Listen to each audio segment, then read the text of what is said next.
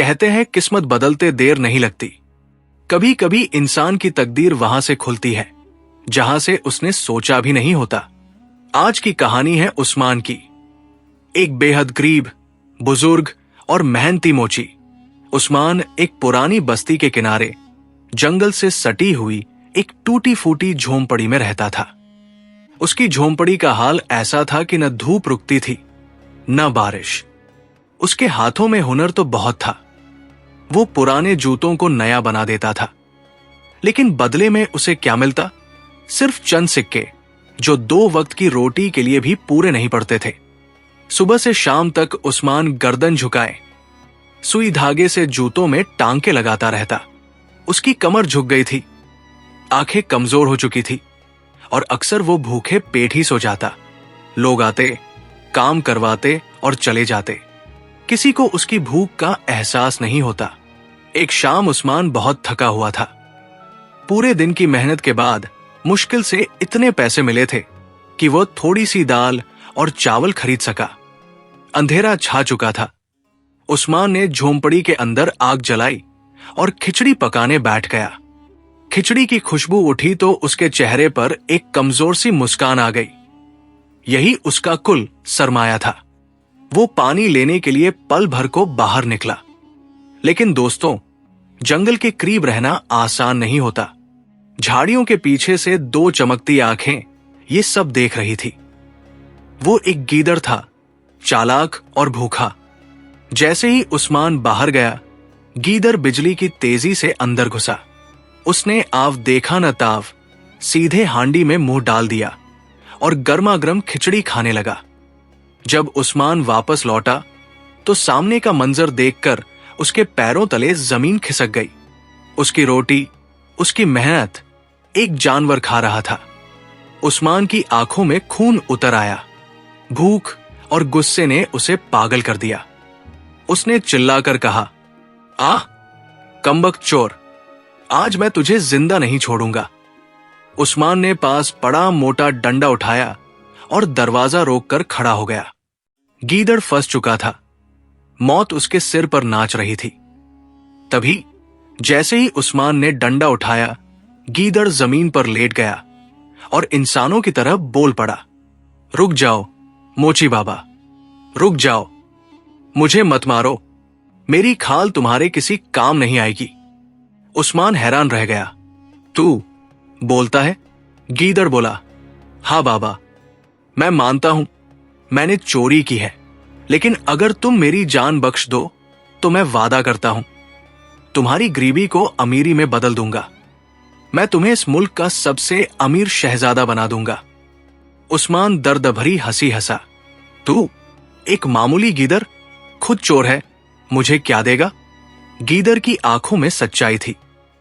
उसने कहा, बस मुझ पर भरोसा करो, मेरा दिमाग बादशाहों से भी तेज चलता है। उस्मान ने डंडा नीचे कर लिया। उसने सोचा, खोने को है ही क्या, चलो इस जानवर को एक मौका दे देते हैं। और यहीं से शुरू हुआ उस्मान की जिंदगी का सबसे अजीब सफर। रात गुजर गई। सुबह होते ही गीदड़ ने उस्मान को जगा दिया। उस्मान अब भी परेशान था, लेकिन गीदड़ पूरी तरह सुकून में था। गीदड़ बोला, मोची बाबा, अब मेरी बात ध्यान से सुनो। आज मैं बादशाह के पास जाऊंगा।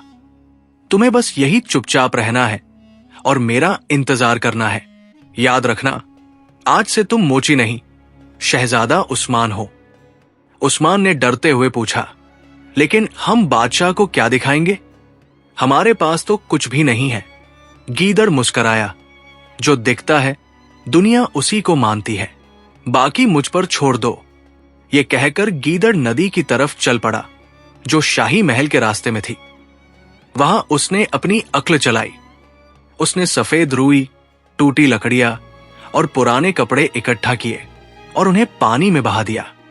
दूर से ऐसा लग रहा था जैसे कोई बहुत बड़ा जहाज या काफिला डूब गया हो और उसका सामान बह रहा हो। मंजर तैयार था। गीदड़ ने अपनी सांसें तेज कर ली, बाल बिखेर लिए ताकि वो परेशान लगे, और पूरी ताकत से महल की तरफ दौड़ा। महल के दरवाजे पर पहुंचते ही वो चिल्लाने लगा, गजब हो गया, बचाओ, कोई है? तबाही आ गई। सिपाही घबरा गए और उसे सीधे बादशाह के सामने ले गए। गीदड़ बादशाह के कदमों में गिर पड़ा और रोने लगा। जहां पनाह, रहम कीजिए, बहुत बड़ा जुल्म हो गया, मेरे मालिक लुट गए। बादशाह ने बेचैनी से पूछा, तुम कौन हो और क्या हुआ है? गीदड़ बोला, सरकार, मैं शहजादा उस्मान का खास खादिम हूं। मेरे मालिक बहुत बड़े सौदागर हैं।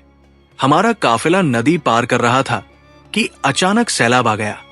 सोना चांदी, हाथी घोड़े सब बह गए। बादशाह ने पूछा, और शहजादा कहाँ है? गीदड़ सिसकते हुए बोला, वो अपनी जान बचाकर किनारे पर बेहोश पड़े हैं। उनके जिस्म पर ढंग का कपड़ा तक नहीं बचा। शर्म के मारे वो झाड़ियों में छुपे बैठे हैं। मैं मदद मांगने आपके पास आया हूं। नर्मदिल बादशाह गीदड़ की बातों में आ गया। उसे लगा वाकई कोई शहजादा मुसीबत में है। बादशाह ने फौरन वजीर को हुक्म दिया, वजीर, अभी के अभी शाही तोशाखाने से सबसे कीमती लिबास और जेवर निकालो। इस गीदड़ के साथ जाओ और शहजादा उस्मान को पूरे एजाज के साथ महल ले आओ। गीदड़ दिल ही दिल में हंस रहा था। उसका तीर निशाने पर लग चुका था। जिस उस्मान के पास कल खिचड़ी खाने के भी पैसे नहीं थे, आज उसके लिए बादशाह के कपड़े भेजे जा रहे थे। लेकिन असली इम्तिहान अभी बाकी था। क्या उस्मान सच में शहजादा बन पाएगा या डर के मारे सारी सच्चाई उगल देगा? इधर जंगल में उस्मान का बुरा हाल था। वो अपनी टूटी हुई झोंपड़ी के बाहर बैठा गीदड़ का इंतजार कर रहा था कि अचानक जमीन लरजने लगी और घोड़ों की टापों की आवाज गूंज उठी। जब उस्मान ने दूर से शाही परचम और मुसल्लह सिपाहियों को अपनी तरफ आते देखा तो उसके हाथ पांव ठंडे पड़ गए। उसने दिल ही दिल में कहा, मर गया उस्मान, जरूर गीदड़ पकड़ा गया होगा और अब बादशाह के सिपाही मुझे गिरफ्तार करने आ रहे हैं। डर के मारे वो झाड़ियों में दुबक कर बैठ गया और कांपने लगा। सिपाहियों से कुछ ही पहले गीदड़ भागता हुआ उस्मान के पास पहुंचा। उस्मान रोते हुए बोला, तू मुझे मरवा देगा। ये फौज क्यों आई है? गीदड़ ने फौरन उसका मुंह दबाया और फुसफुसाकर बोला, चुप, बिल्कुल खामोश। मोची बाबा, अब घबराने का वक्त नहीं है। ये फौज तुम्हें मारने नहीं, सलामी देने आई है। अब मेरी बात ध्यान से सुनो। ये लोग तुम्हें शहजादा उस्मान समझ रहे हैं।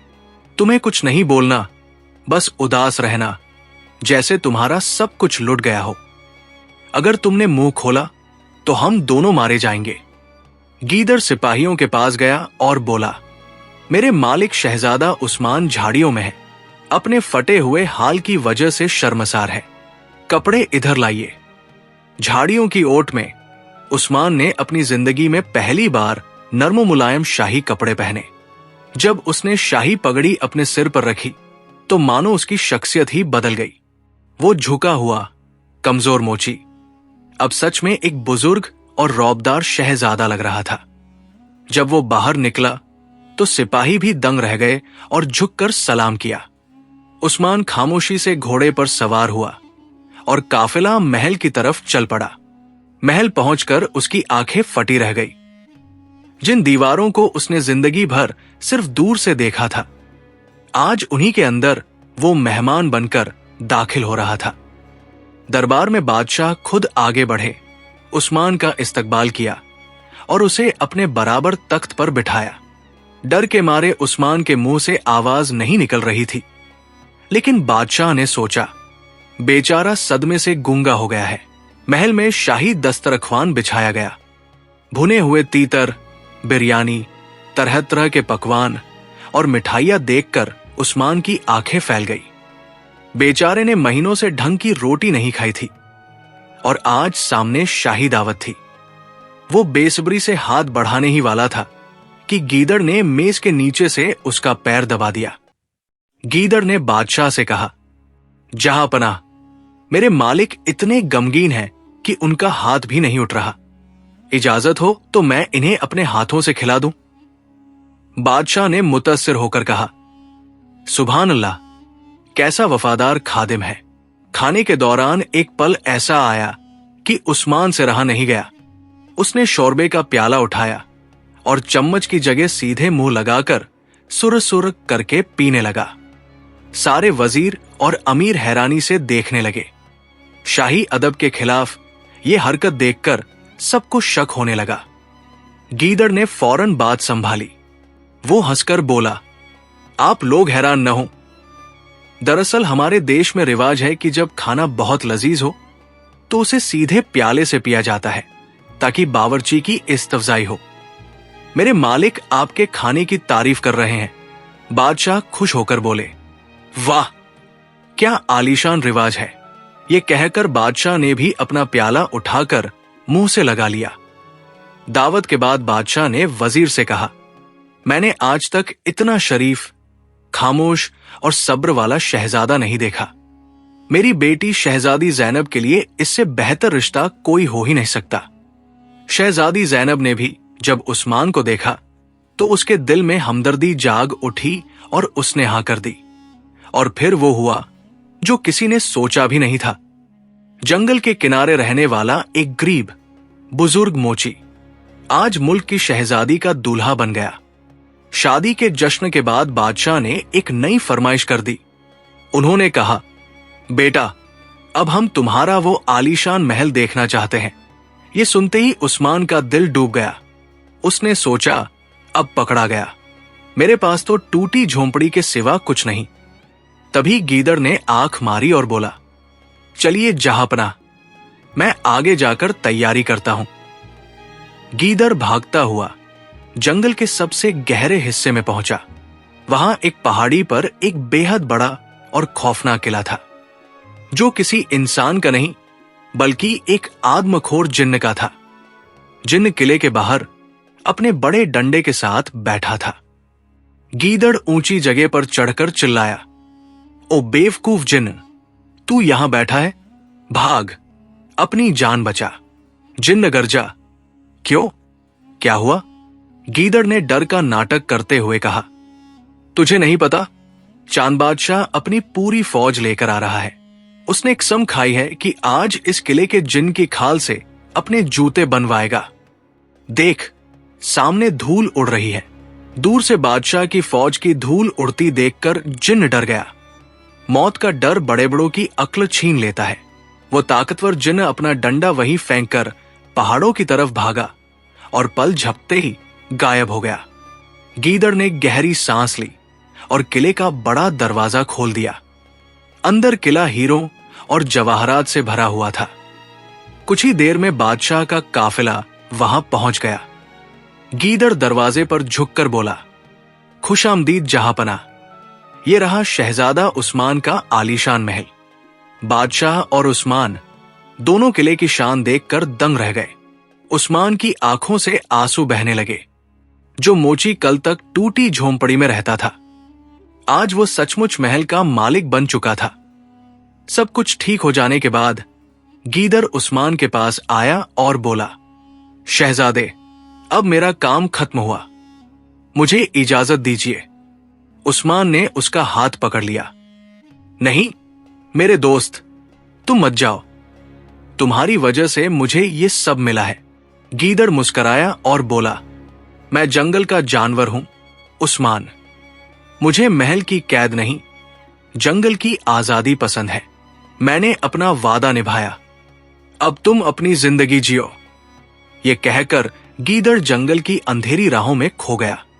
दोस्तों, इस कहानी से हमें यह सबक मिलता है कि अक्ल ताकत से बड़ी होती है और किस्मत बदलते देर नहीं लगती। दोस्तों, अगर ये कहानी आपके दिल को छू गई हो तो इसे लाइक करना न भूलिएगा। इसे अपने अपनों के साथ शेयर कीजिए ताकि ये सबक औरों तक भी पहुंचे। और ऐसी ही इबरतामोज कहानियों के लिए हमारे चैनल को सब्सक्राइब जरूर कीजिए।